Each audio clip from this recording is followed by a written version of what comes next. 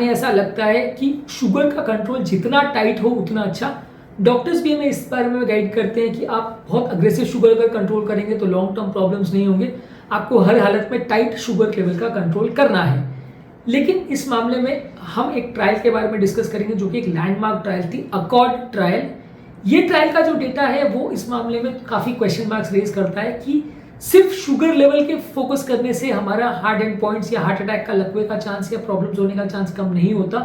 Sugar कम करने के अलावा भी डायबिटीज मैनेजमेंट में और बहुत सारी चीज़ें जिस पर हमें फोकस करने की जरूरत है। इनफैक्ट ये ट्रायल का डेटा काफ़ी नेगेटिव आया था, जिसने ये शो किया था कि जिन लोगों में आप बहुत अग्रेसिव शुगर कंट्रोल करने जाते हो उनका मृत्यु दर बढ़ता है। तो इस ट्रायल के बाद ये पाया गया कि ओवर अग्रेसिव होकर बहुत ज़्यादा दवाइयाँ देकर शुगर लेवल को 100 से भी नीचे लाने का और HbA1c लेवल्स को 6 से भी नीचे लाने की अगर हम कोशिश करेंगे तो पेशेंट को नुकसान होगा, फायदा नहीं होगा। इसलिए इसके बाद गाइडलाइंस को थोड़ा रिलैक्स किया गया और ये कोशिश की गई कि आप HbA1c या शुगर वैल्यूज को बहुत ज़्यादा टाइट करने की कोशिश नहीं करें, उसको 6 to 6.5 या 7 के बीच में मेंटेन करने की कोशिश करें HbA1c को, तो ज़्यादा बेनिफिशियल है। बहुत ज़्यादा ओवर अग्रेसिव जाएंगे तो कॉम्प्लिकेशन होने का चांस बढ़ जाएगा। ये इस ट्रायल में बहुत ज़्यादा इंपॉर्टेंट डेटा आया था, तो इसको डिस्कस करना बहुत ज़रूरी है क्योंकि बेसिकली एक लैंडमार्क ट्रायल था जिसने हमारे सोचने के नज़रिए को और हमारे ओवरऑल डायबिटीज़ मैनेजमेंट के स्ट्रैटेजी को पूरी तरह से चेंज कर दिया था। टॉपिक पर जाने से पहले जो लोग हमारे चैनल पर नए हैं उन्हें रिक्वेस्ट करूँगा कि चैनल को सब्सक्राइब करें,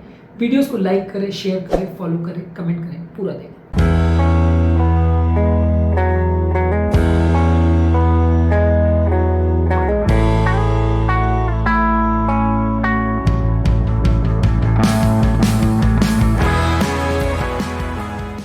अक्सर लोग हमसे पूछेंगे या बोलेंगे कि यार ट्रायल के बारे में हम जान के क्या करेंगे, तो डॉक्टर्स के मतलब की चीज़ें हमारे लिए क्यों उपयोगी है, हम इसको जान के क्या फ़ायदा मिलेगा हमें।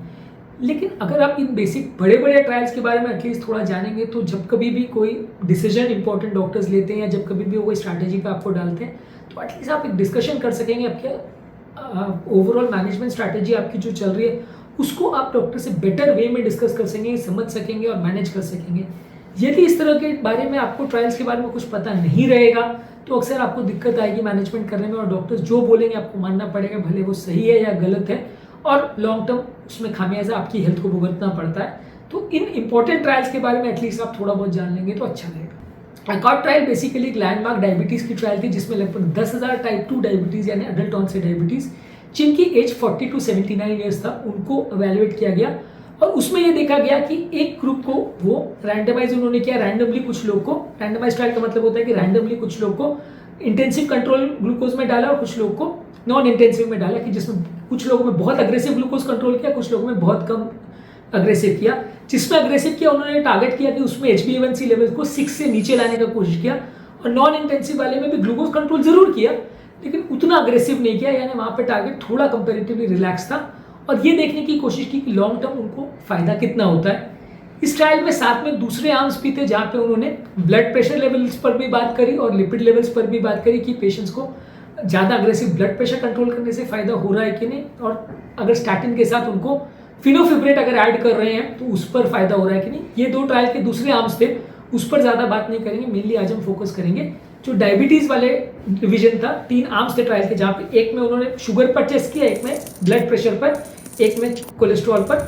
ये तीनों ही चीज़ों पर उन्होंने असेसमेंट किया इन्हीं 10,000 पेशेंट पर कि किस में उनको ज़्यादा फायदा मिल रहा है। तो इस ट्रायल में प्राइमरी आउटकम ये आया कि जिन लोगों में बहुत अग्रेसिव वो लोग आउटकम कंट्रोल करने की कोशिश कर रहे थे, शुगर को कंट्रोल करने की कोशिश कर रहे थे, वहाँ पे हार्ट अटैक और एडवर्स इवेंट्स का चांस उल्टा बढ़ा हुआ देखा गया।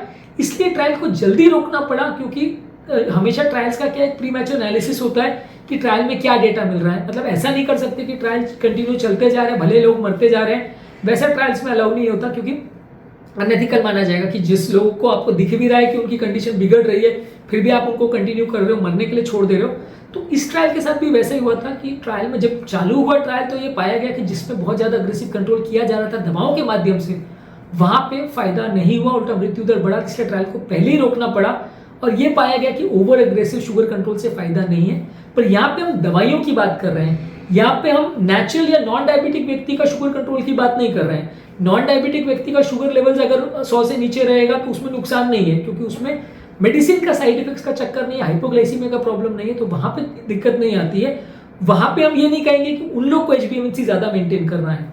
डायबिटिक लोगों में दवा के माध्यम से HbA1c जो कम करने की बात हो रही है उसके बारे में इस ट्रायल में डिस्कशन हुआ है। नॉन डायबिटिक्स पर ही अप्लाई नहीं होता है। नॉन डायबिटिक्स में तो आपको HbA1c कम ही रखना है, शुगर लेवल को अच्छा ही मेंटेन करना है, 6 से नीचे मेंटेन करना है HbA1c को। डायबिटिक पेशेंट में आपको कोशिश ये करनी है कि ओवर अग्रेसिव ना जाए और 6 to 6.5 या 7 के बीच में HbA1c को मेंटेन करें। HbA1c का मतलब है कि 3 महीने का जो ब्लड शुगर लेवल्स है उसको एवरेज आपको 6 to 7 के बीच में मेंटेन करेंगे तो ज़्यादा अच्छा है। उसमें बहुत ज़्यादा अग्रेसिव जाके ज़्यादा दवाइयाँ देके ज़्यादा अग्रेसिव कंट्रोल करके आप अगर उसको और कम करने की कोशिश करेंगे तो फायदा नहीं होगा। ये चीज़ डाइटरी मॉडिफिकेशन पर अप्लाई नहीं होती। अगर आप डाइटिंग करके वजन कम करके इंसुलिन रेजिस्टेंस को रिवर्स करके अगर रिवर्स कर ले तो डायबिटीज़ को HbA1c 6 से नीचे ले आते हो तो हेल्दी है। दवाइयों के माध्यम से करना अनहेल्दी है। इस ट्रायल में वैसे अगर हम ब्लड प्रेशर लोअरिंग आर्म पर भी बात करें तो उसमें भी ये देखा गया था कि बहुत अग्रेसिव ब्लड प्रेशर लोअरिंग से भी फायदा नहीं हो रहा था पेशेंट को, और स्टैटिन्स के अलावा फिनोफिब्रेट जो लिपिड आर्म में ट्राई किया गया था उससे भी फायदा नहीं हुआ। स्टैटिन से जितना फायदा हुआ उतना ही हुआ। लिपिड लेवल को और कम करने के लिए एडिशनल फिनोफिब्रेट जो दिया रेगुलर लोग को उससे एक्स्ट्रा फायदा नहीं हुआ।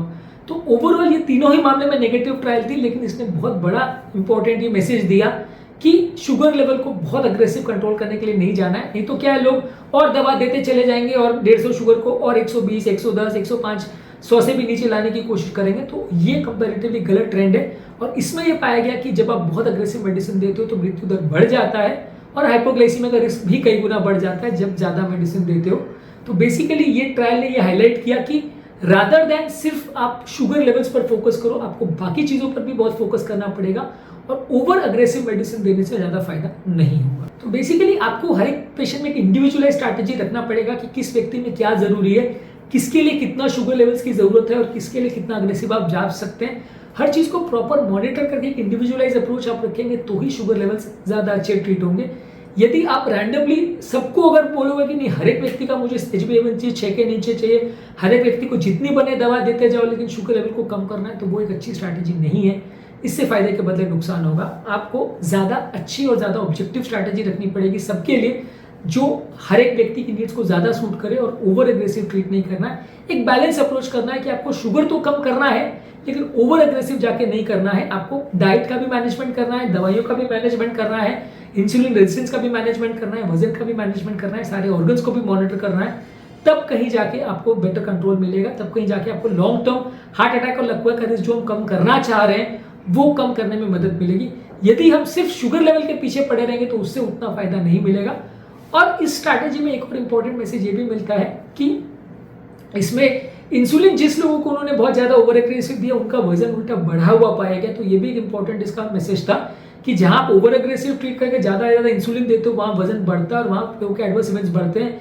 तो काफी लोग इसको इस तरह से भी इंटरप्रेट करते हैं कि वजन कम करने वाली जो स्ट्रैटेजी है जिससे आप डायबिटीज को रिवर्स कर सकते हो इंटरमिटेंट फास्टिंग द्वारा, उसमें ये एडवर्स इवेंट्स नहीं देखे जाएंगे क्योंकि यहाँ पे इंसुलिन दिया तो एडवर्स इवेंट्स बढ़े। वहां पे अगर आप दूसरी स्ट्रैटेजीज करके अगर आप वजन को कम कर लेते हो और डायबिटीज को रिवर्स कर लेते हो तो एडवर्स इवेंट्स के चांस कम हो जाएंगे और प्रॉब्लम्स के चांस कम हो जाएंगे। तो ये ट्रायल से और भी कई तरह के मैसेज मिले थे जिसको लोग अलग अलग तरह से इंटरप्रेट करते हैं। पर ये ट्रायल के बारे में जानना बहुत ज्यादा जरूरी है क्योंकि अगली बार जब आपका डॉक्टर आपको बोलेगा कि नहीं शुगर आप 100 से भी नीचे मेंटेन करना है, जितना कम हो उतना अच्छा हो, वैसा स्ट्रैटेजी शुगर और बीपी के लिए मेंटेन करना है, तो वो गलत स्ट्रैटेजी है क्योंकि ये बहुत बड़ी ट्रायल थी जिसको काफी सीरियसली लेने की आवश्यकता है और इसको समझने की जरूरत है ताकि एक इंपॉर्टेंट मैसेज हमें मिले और हम अपने डायबिटीज मैनेजमेंट में क्या सही है और क्या गलत उसे समझ सकें। उम्मीद करूंगा कि आज के टॉपिक में कुछ नई बातें जानने को मिली होगी।